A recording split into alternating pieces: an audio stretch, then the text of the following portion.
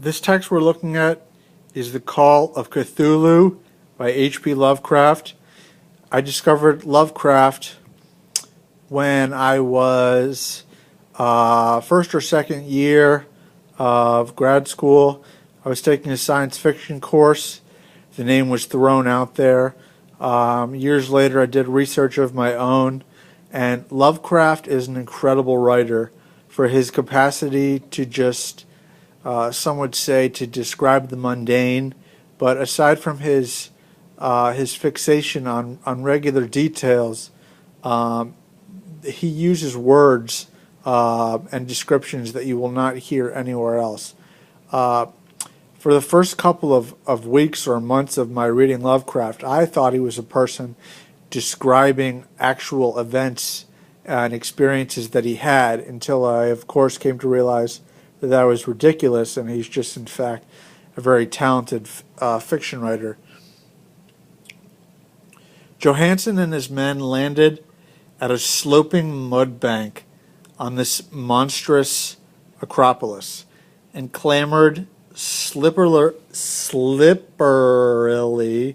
up over the titan oozy blocks, which could have been no mortal staircase.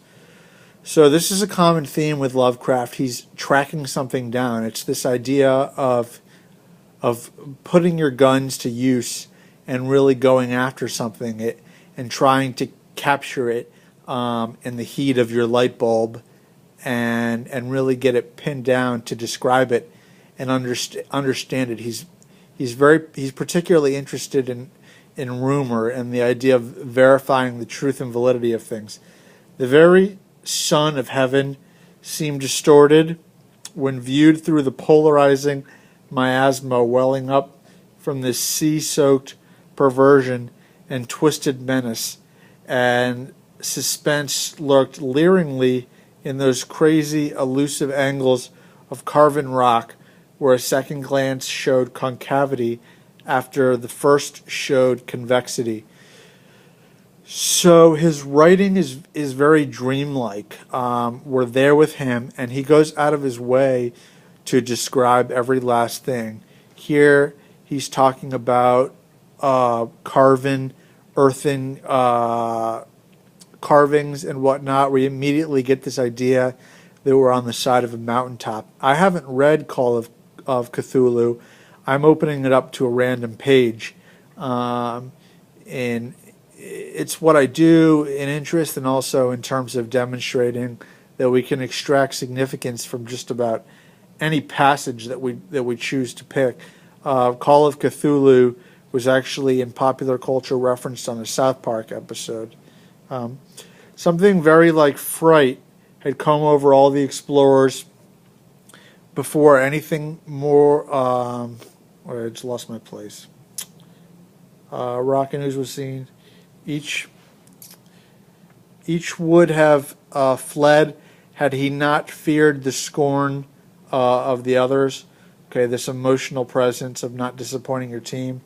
And it was only half-heartedly that they searched, vainly as it proved, for some portable souvenir to bear away. It was Rodriguez, the Portuguese, who climbed up the foot of the monolith and shouted of what he had found. The rest followed him and looked curiously at the immense carved door with the now familiar squid dragon bas relief. It was Johansen said, like a great barn door. Okay, so we get a lot of the idea that it takes a while for things to happen. That's actually Cthulhu. Here's our Tales of Lovecraft. It takes a while for things to happen. He describes them and he tries to keep the story moving, but I myself get frustrated sometimes that sometimes we only have the face value of the description and the story takes a while to progress. But Lovecraft definitely has his merits. He's considered the original Stephen King of the early 1900s, as cliche as I hate to put it that way. Lovecraft is definitely worth looking at. He reminds me of some dreams I've had myself, in my dreams a lot. I tend to be flying or getting in fights or having an encounter with a female counterpart.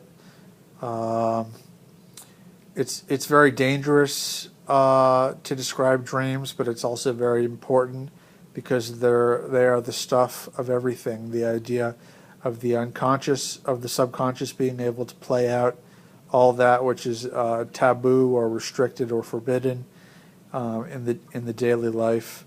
It's a pretty wild thing. Try to have as many experiences you can, but have them not be tainted by the bare and formidable logistics of that which is unfortunately reality.